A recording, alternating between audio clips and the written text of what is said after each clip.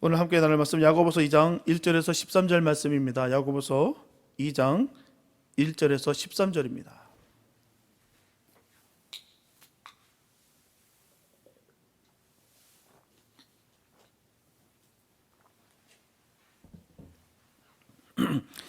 야고보서 2장 1절에서 13절입니다. 오늘은 한 목소리로 함께 귀한 주님의 말씀 합독하시겠습니다. 함께 주의 귀한 말씀 합독합니다. 시작.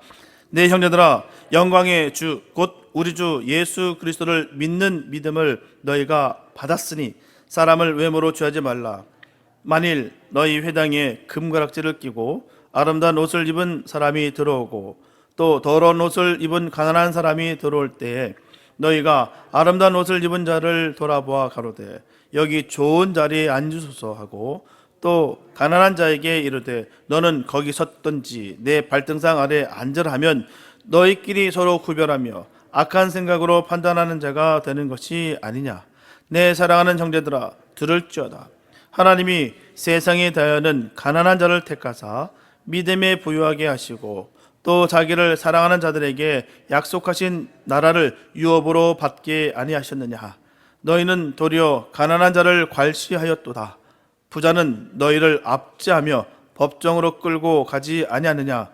저희는 너희에게 대하여 일컫는 바 그 아름다운 이름을 회방하지 아니하느냐.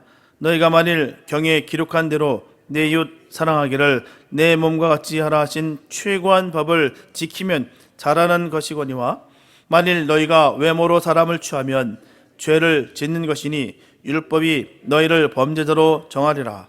누구든지 온 율법을 지키다가 그 하나에 거치면 모두 범한 자가 되나니 간음하지 말라 하시니가 또한 살인하지 말라 하셨은즉 네가 비록 간음하지 아니하여도 살인하면 율법을 범한 자가 되느니라. 너희는 자유의 율법대로 심판받을 자처럼 말도 하고 행하기도 하라.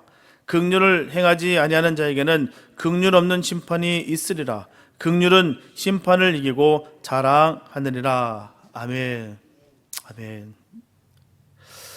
여러분들은 우리가 잘 알고 있는 옆에 근방에 있는 그 스탠포드 대학이 어떻게 건립이 되었는지 아십니까? 늘 우리가 알고 있는 대학인데 돈 많은 어느 철도 재벌 부부가 살고 있었습니다. 이들에게는 자식 하나가 있었는데요, 하버드 대학에 1년쯤 다니던 중에 그만 안타깝게도 장티푸스로 죽게 됩니다. 그리고 이 재벌 부부는 긴 여생을 쓸쓸하게 보내게 돼요. 후에 노부부는 그 많은 재산을 유익한 일에 쓰기를 원했습니다. 그래서 노부부가 둘이 의논하기를 우리 전 재산을 교육사업에 헌납하기라고 다음날 부부는 미국의 명문대 바로 하버드 대학을 방문합니다. 아들이 이 대학에 다닐 때 무척이나 행복하기 때문에 이 대학을 찾아오는 거예요. 정문을 막 들어서는데 허름한 옷차림의 이 노부를 본 수희가 그들을 막았습니다. 그리고 전하는 거예요. 지금 어디로 들어가려고 합니까? 보아하니 학생도 아닌 것 같은데 왜 지금 학교 들어가려고 합니까? 라고 따져 묻습니다. 아주 불친절하게 말이에요. 그때 이들은 전합니다. 총장님 좀 뵈러 왔습니다. 수희는 아주 경멸하는 태도로 갈시하면서 대답합니다. 총장님은 바쁘세요. 바쁘시기 때문에 당신 같은 분들 만날 시간이 없습니다. 돌아가세요. 노부부는 수희의 태도에 너무나 불쾌했지만 마지막으로 한마디 묻습니다. 이 대학을 설립하려면 돈이 얼마나 많이 들까요? 그래서 퉁명스럽게 말합니다. 내가 그걸 어떻게 합니까? 그리고 댁 같은 사람들은 할 수 없는 일이에요. 참 한국에서 지금도 그랬는지 모르겠으나 예전엔 그랬어요. 명품관에 가면 좀 잘 입고 번듯해 보이면 정말 탁 붙어서 그 가방, 그 옷들을 팔려고 그 손님에게 응대를 잘합니다. 그런데 허스럼하게 입고 가면 물을 때 이게 얼마예요? 물으면 비쌉니다. 예. 너 같은 사람 못 삽니다. 그 뜻이에요. 묻지도 막 귀찮으니까. 왜요? 사시려고요? 이게 뭡니까? 너 못 사는데 왜 그걸 나한테 왜 물어? 이 뜻입니다. 귀찮은 거예요. 딱 보기에도 살 것 같지 않고 또 이 노부부도 딱 봐도 별로 가진 것도 없어 보이고 허스름해 보이니까 이 수인은 귀찮은 거예요. 정말 이 유력한 인사라고 한다면 좋은 차를 타고 왔다든지 아니면 오기 전에 그런 사람이 올 거다라는 소식을 이미 다 들었을 바인 것이죠. 그러나 아무 소식도 없었고 딱 봐도 너무 허름해 보이니 대가의 가치도 느끼지가 않았다는 것이죠. 그래서 마음에 깊은 상처를 받은 이 노부부는 그 대학에 기부하는 것을 없던 걸로 하고요, 직접 학교를 짓기로 결심합니다. 그리고 그들이 가진 전 재산을 다 투자해서 설립한 대학이 바로 이 스탠포드 대학이에요. 자신들의 이름을 따서 지은 이름이 바로 스탠포드입니다. 한편 이 사실을 뒤늦게 한 하버드 대학에서는 그날의 잘못을 반성해서 아쉬웠다라고 합니다. 실화라고 하면서 널리 전해지고 있으나 하지만 실화가 아니라는 설도 만만치 않아요.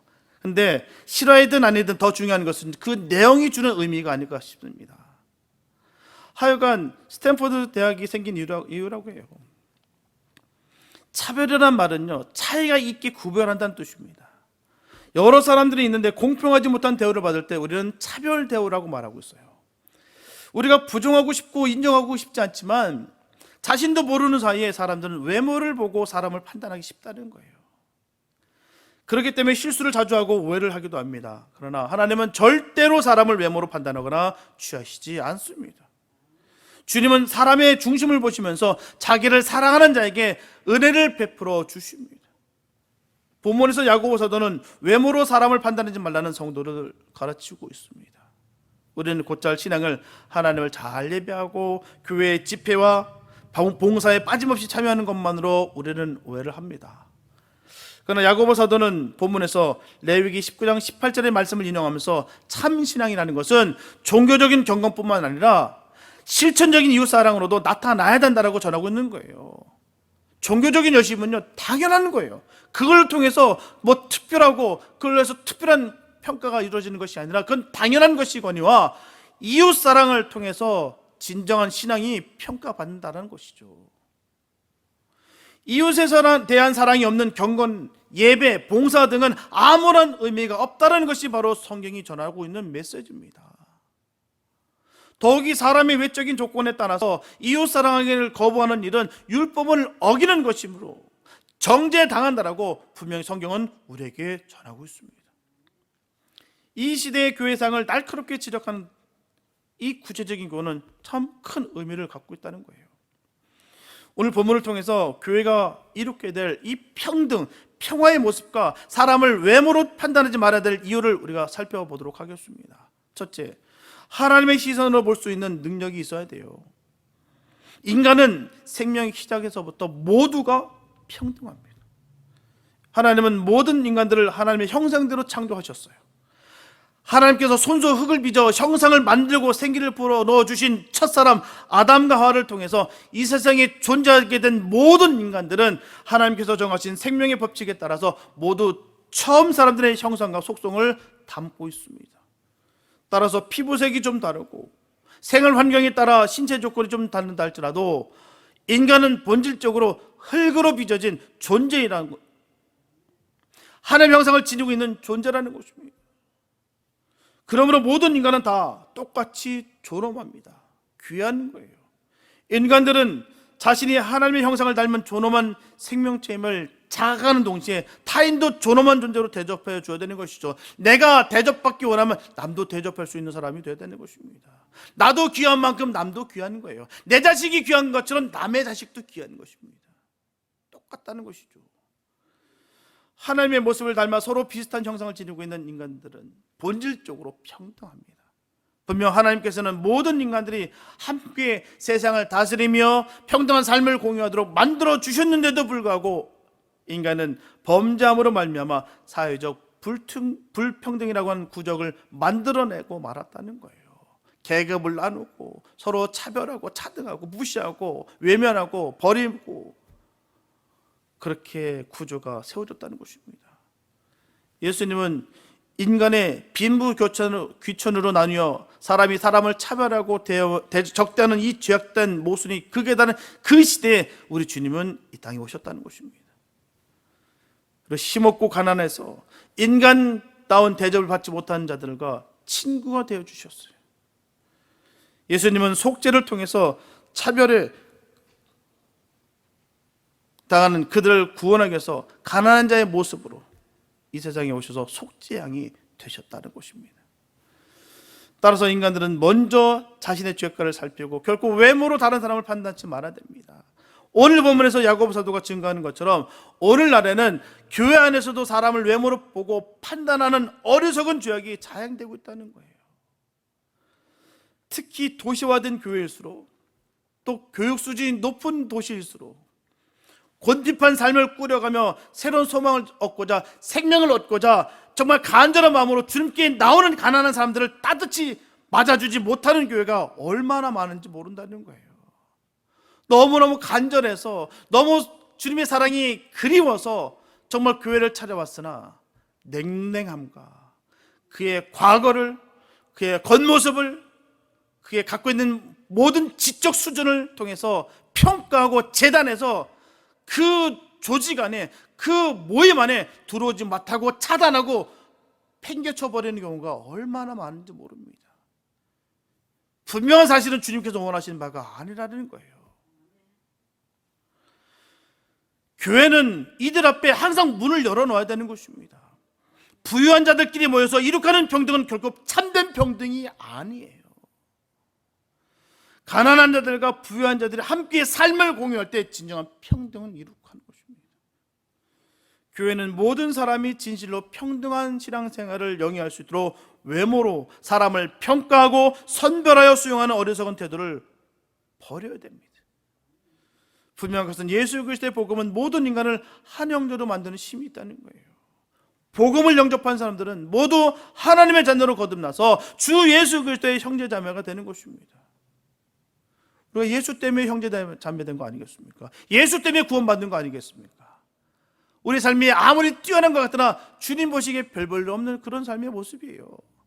그런 우리를 주님께서 하나로 묶어주셨다는 거예요.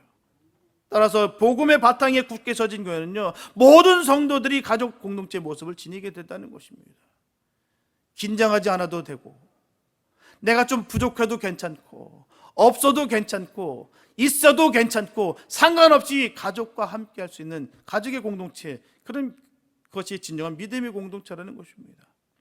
사도행전 2장 44절부터 46절 말씀 보게 되면, 믿는 사람이 다 함께 있어 모든 물건을 서로 통용하고 또 재산과 소유를 팔아 각 사람의 필요를 따라 나눠주고 날마다 마음을 같이하여 성전에 모이기를 힘쓰고 집에서 떡을 떼며 기쁨과 순전한 마음으로 음식을 먹고라고 말씀하고 있어요.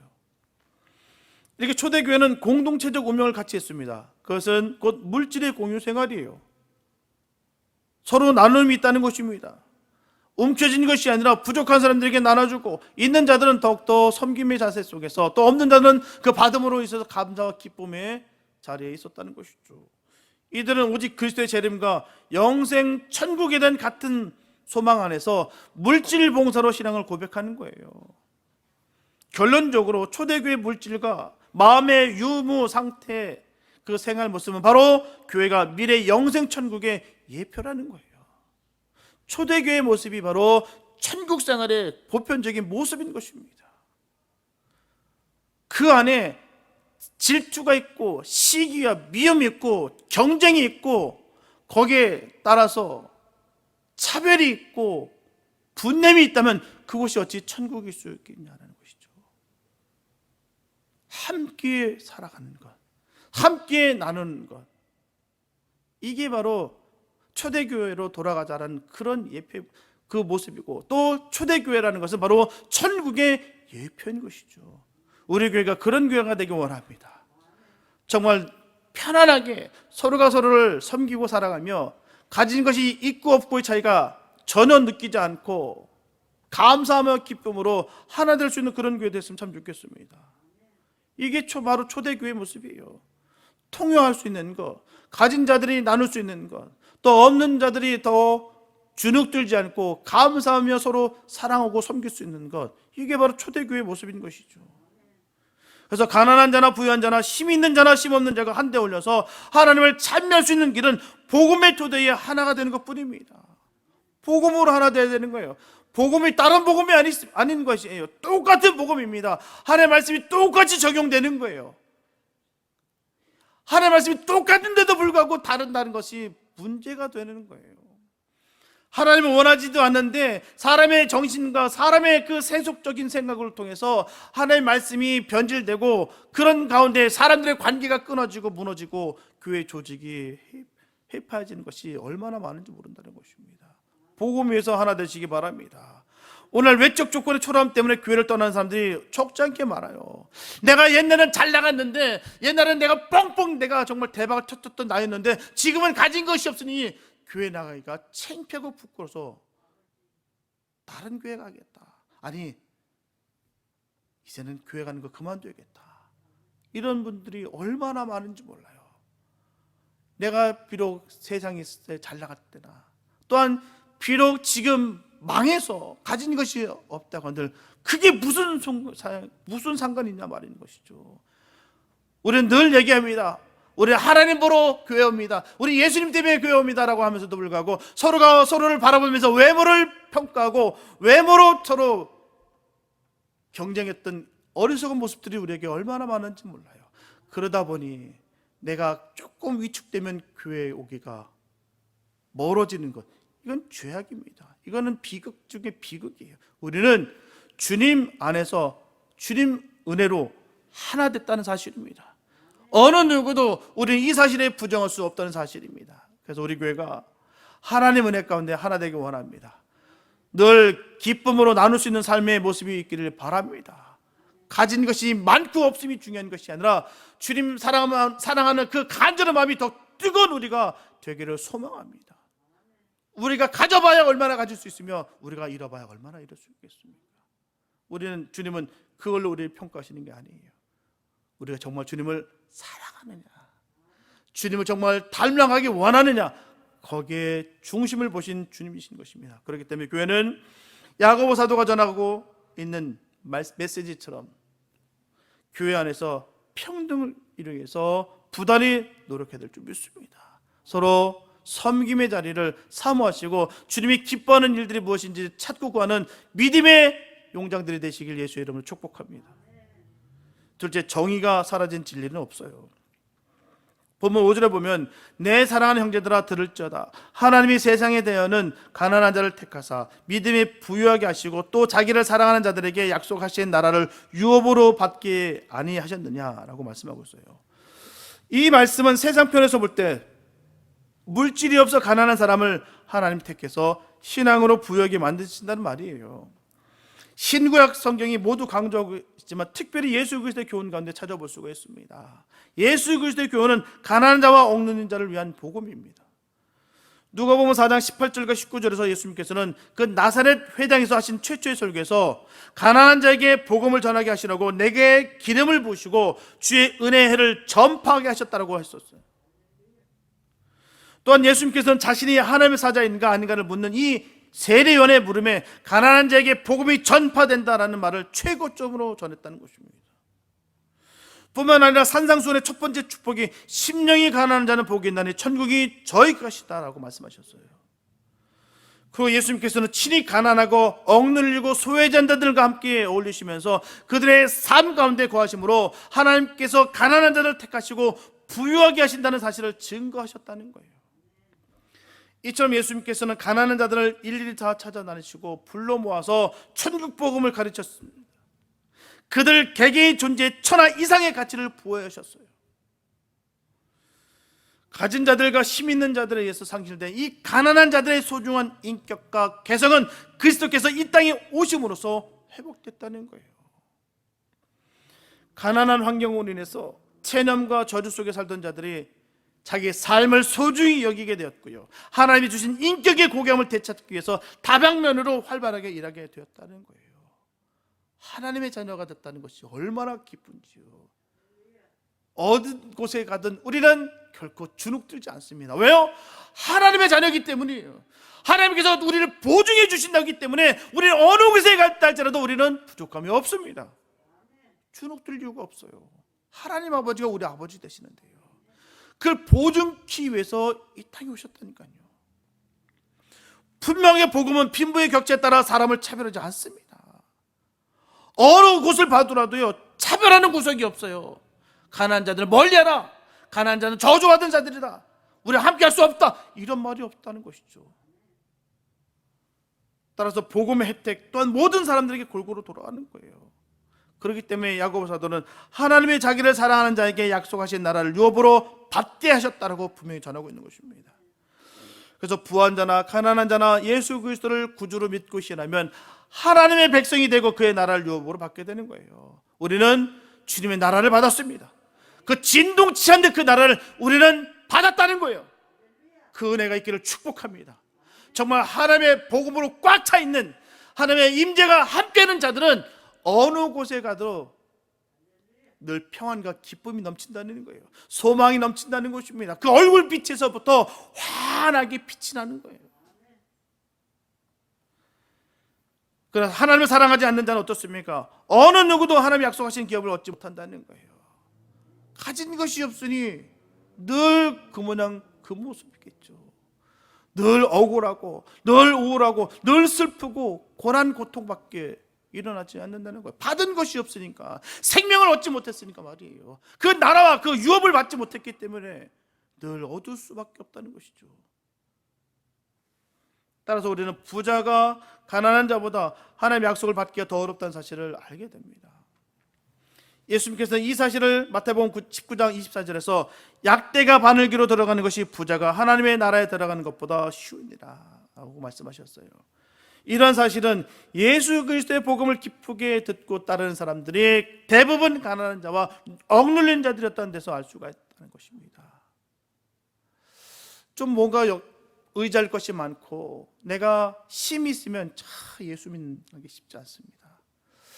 LA에 있었던 일들인데요, 정말 교회를 사모하고 또 그 사명자의 그 삶의 일선에 서 있는 사람들은요, 뭔가 부족함이 많아요. 세상적인 부분에서 말입니다. 뭐 신분이 부족하고 또 어려움이 있는, 특별히 여기는 모르겠으나 LA는 참 불치자들이 참 많아요. 신분이 참 해결되지 않으신 분들이 많습니다. 그래서 정말 애타게 부르짖고 그렇게 소명을 갖고 살아갑니다. 그러다 보니까 하나님과 함께하는 교제성이 더 깊고 더 간절하다는 거예요. 그러다 보니 보면 일하는 사람들, 정말 주님이 기쁨이 되는 삶을 사는 사람들의 모습을 보면 다 삶이 조금 세상적으로 부족합니다. 그렇다고 해서 그들이 무너진 자가 아니라는 것이죠. 더 주님을 더 깊게 만난 복된 삶이라는 것입니다. 가난한 자, 억눌린 자들이 주의 기쁜 소식을 품고 살아왔다는 거예요. 이런 결과를 초래하게 된 이유는요, 그리스도의 복음이 가난한 자들에게 많은 것을 주었고 부자들에게는 많은 것을 요구하기 때문이라는 거예요. 듣기 불편한 말씀들이 많았다는 것입니다. 사실 가진 것을 나눈다는 것은 어찌 보면 참으로 힘든 거예요. 안 그렇습니까? 내 것을 줘야 되는데, 그것으로 자신을 위해 더 많은 것을 누릴 수 있는데, 나누게 된다면 어떻게 됩니까? 자신에게 할 수 있는 유익과 혜택을 포기하는 거예요. 내가 갖고 싶었던 게 있는데, 내가 사고 싶었던 것이 있었는데 이걸 포기해야지만이 줄 수 있어요. 아니면 못 씁니다. 따라서 당시 기득권을 가지고 있던 부자나 바리새인으로부터 예수님께서 배척당한 것은 당연한 거예요. 내려놓으라니까요. 기득권을 포기하라니까요. 얼마나 그들은 불편하겠습니까? 어쨌거나 가난하지만 예수를 사랑하고 하나님의 뜻에 따라 사는 자들의 소중한 것을 선물 받았다는 것입니다. 그것은 평강과 내세와 하나님 내리시는 축복이에요. 이 모든 것은 하나님 우리에게 약속하신 유업입니다. 따라서 성도야말로 진정으로 부유한 사람들입니다. 없는 것 같으나 모든 것을 다 가진 사람이 바로 성도예요. 그런 축복이 있기를 축복합니다. 예수로 말미암아 부족함을 조금도 느끼지 않는 복된 삶이 되시길 다시 한번 예수의 이름으로 축복합니다. 예수로 말미암아 그런 은혜가 있어요. 나눈다고요? 섬긴다고요? 사라진다고요? 아닙니다. 나누고 섬길 수 있도록 그런 사람일수록 더 풍성합니다. 저는 그것을 바라봤고 그걸 저는 증거된 삶을 봤습니다. 다 퍼졌는데 없어야 되는데 왜요? 늘 그 집은 버릴 게 천지예요. 쓰지 못해서 남들 나눠주기 바쁩니다. 그게 삶의 선한 모습인 거예요. 주님께서 채워주시는 모습입니다. 또 그 사람을 잊지를 못해요.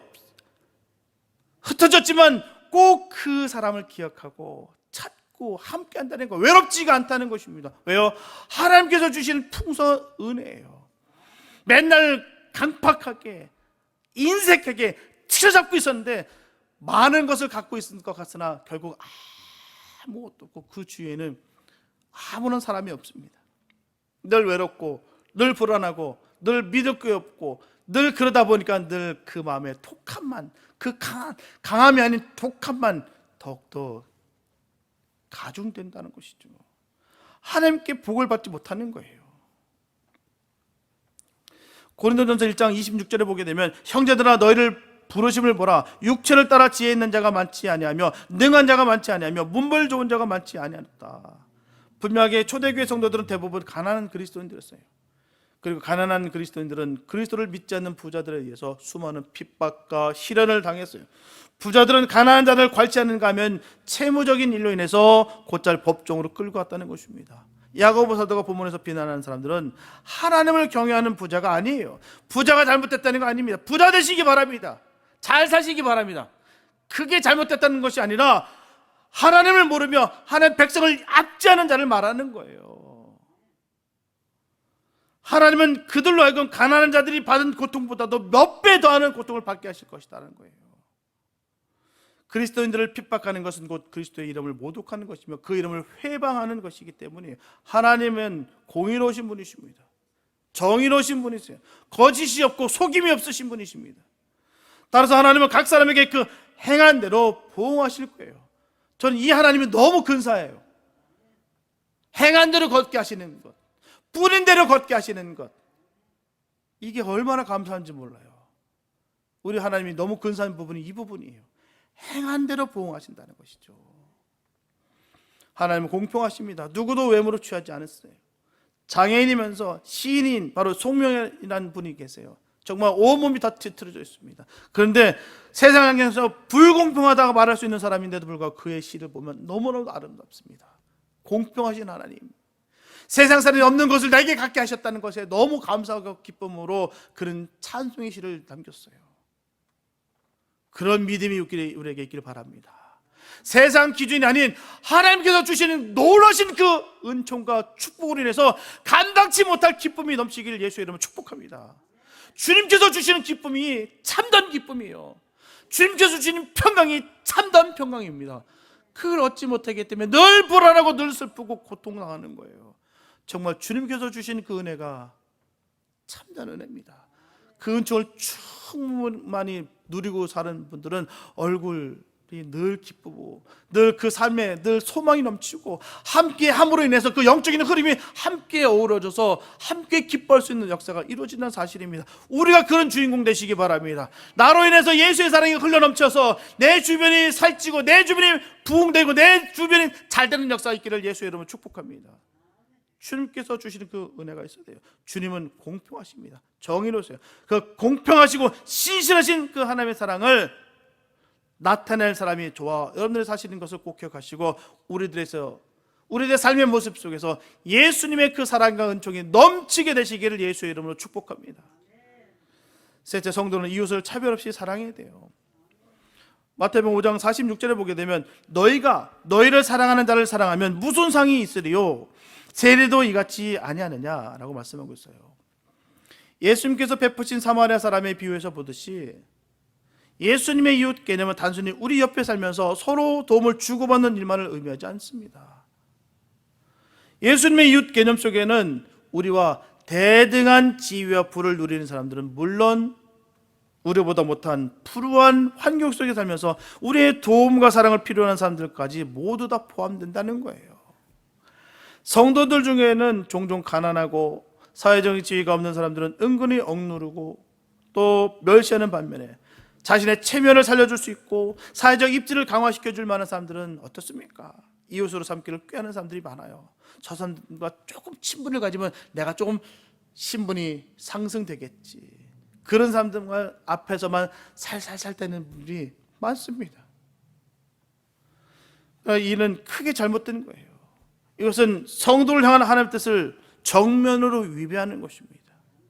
주님이 우리를 자녀로 부르신 것은요, 세상이 멸시받는 사람들을 위로하고 삶에 대한 희망과 소망을 불어넣어 주시기 위해서 우리를 불러주셨다는 이 사실을 잊지 마시기 바랍니다.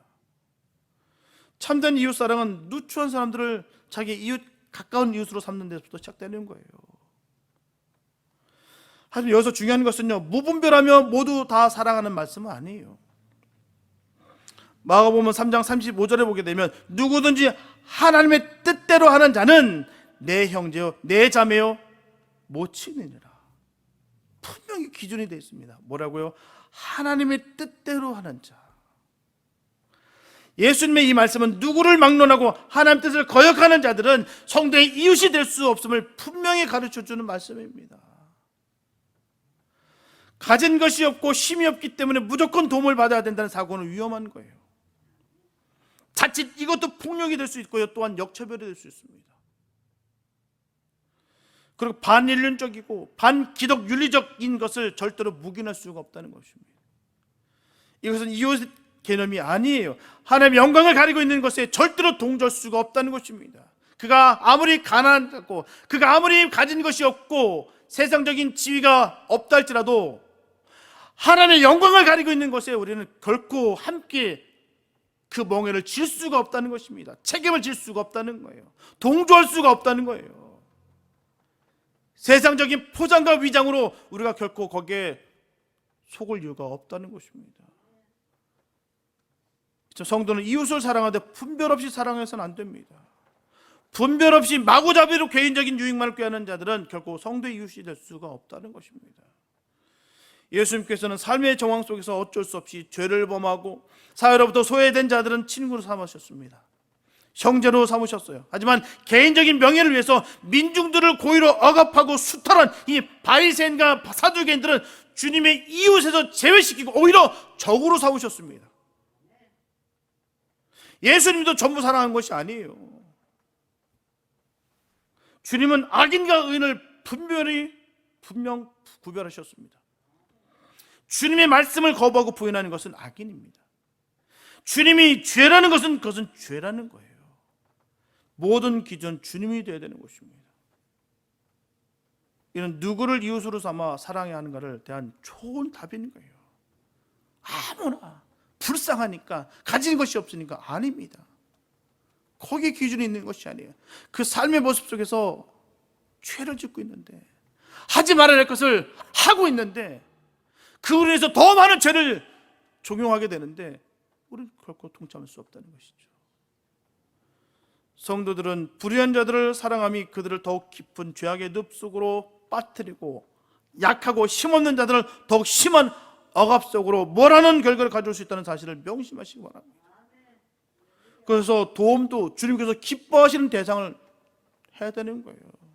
아무나도 없는 거 아닙니다. 주님께서 주님께 징계받고 있는 사람을 단순히 불쌍하다는 이유로 돕는다고 한다면 하나님의 일을 정면으로 가로막는 거예요. 그 일이 정말 악한데, 그 일이 정말 범죄인데, 그 일이 주님께서 가장 싫어하는 짓인데도 불구하고 우리를 따라갈 수 없다는 것이죠. 마태복음 16장 22절에서 보면 베드로가 예수를 붙들고 가나에 가는데 주여 그리 마옵소서 이 일이 결코 주에게 미치지 아니하리이다. 이미 예수님께서 고난에 대해서 말씀하시기 전에 주는 그리스도시요 라는 고백으로 주님께 칭찬과 함께 놀라운 축복을 약속받았던 베드로는 너무너무 자신감에 차 있었어요. 그래서 그는 예수님께서 고난에 대해 말씀하실 때 그 뜻이 무엇인지 생각해보지도 않고 자기만이 예수님을 가장 사랑하기로 하는 듯이 그것을 말림으로써 큰 실수를 저질렀다는 거예요. 그리 마옵소서. 이처럼 우리는 자기 자신의 근거를 둔 자신감을 가지게 될 때 자칫 스스로 자만심에 빠져 큰 실수를 저지르게 되는 거예요. 내가 하니까, 남들 못하는 건 내가 한다, 나는 특별하다.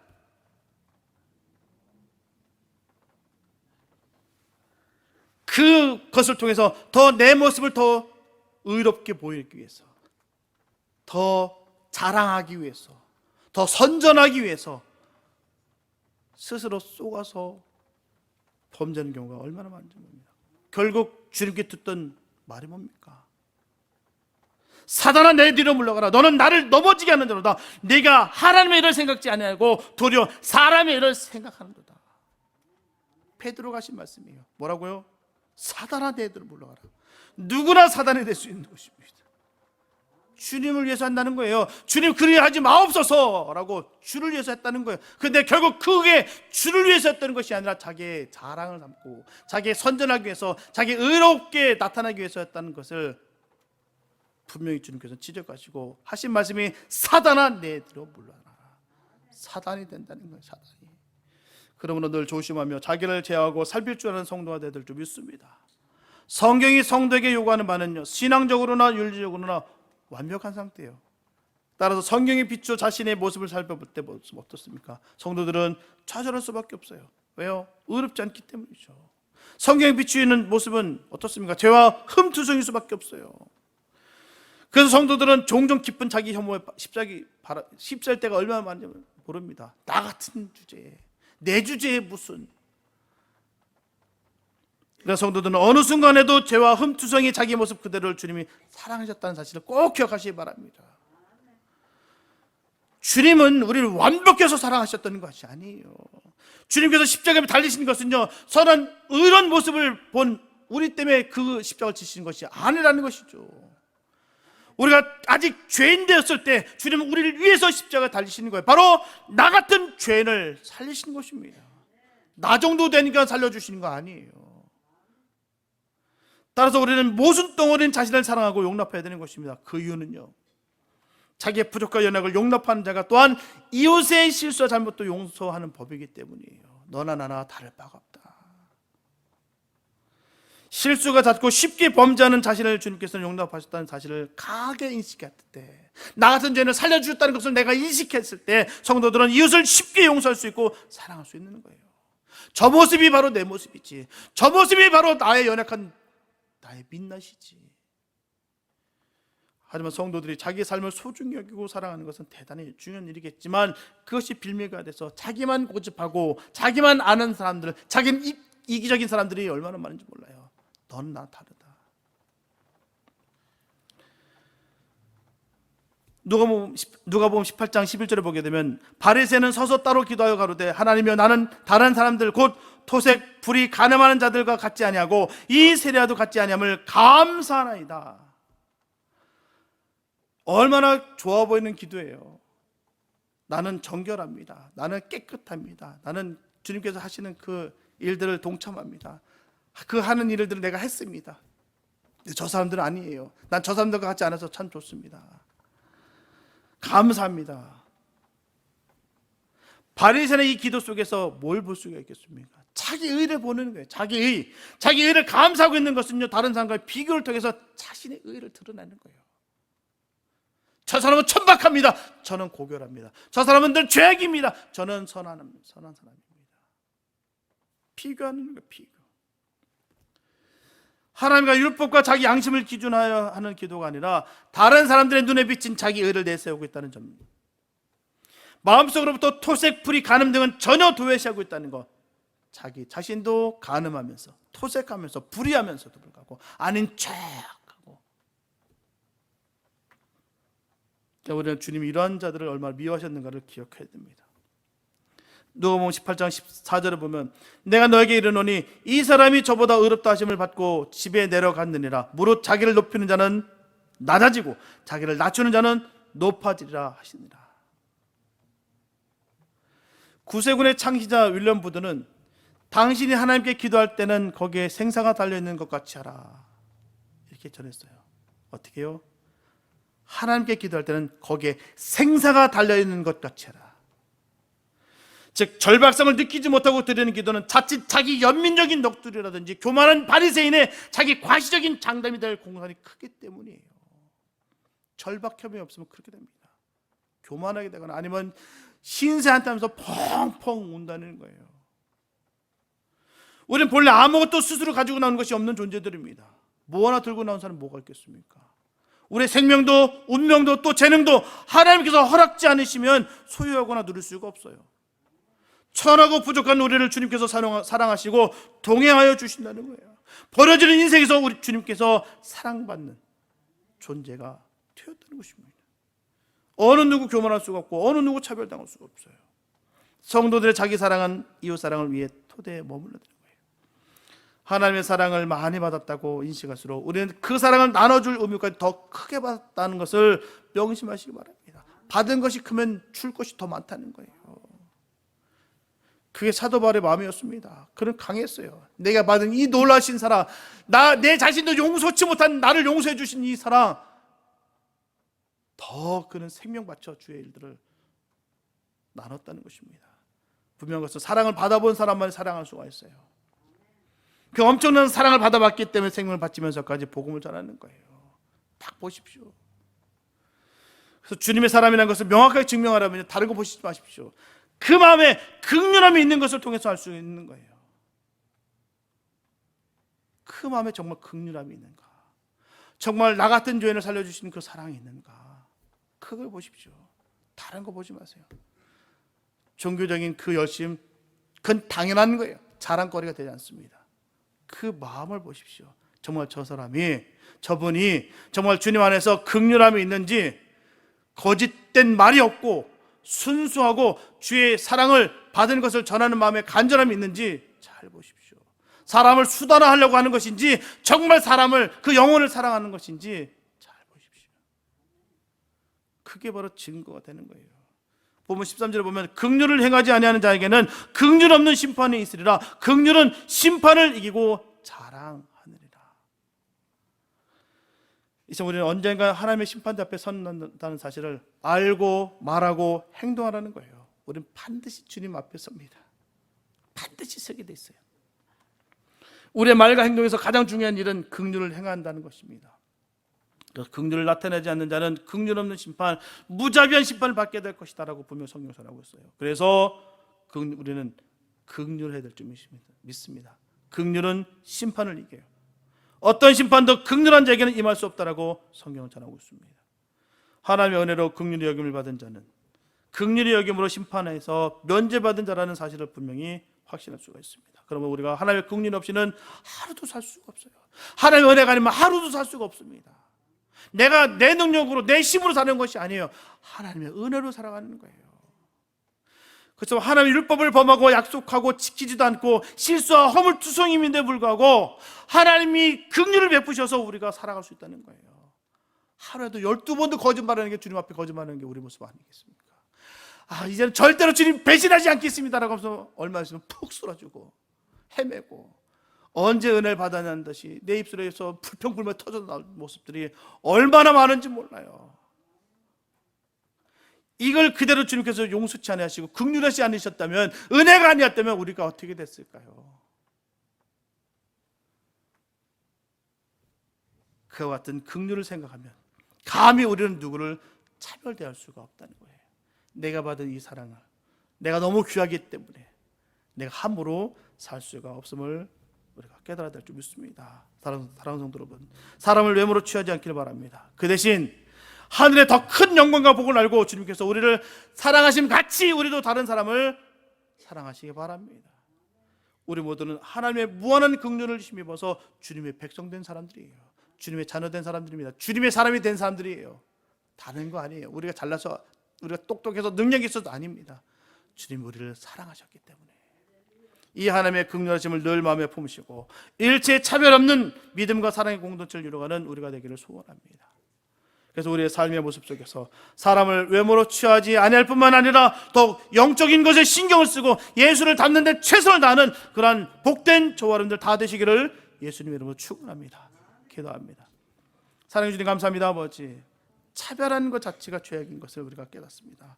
우리가 무엇이 간데 하나님 그 생명을 주셨는데 어찌 우리가 차별하면서 그렇게 살아갈 수가 있겠습니까? 너나 나나 할 것 없이 다 부족한 인생입니다.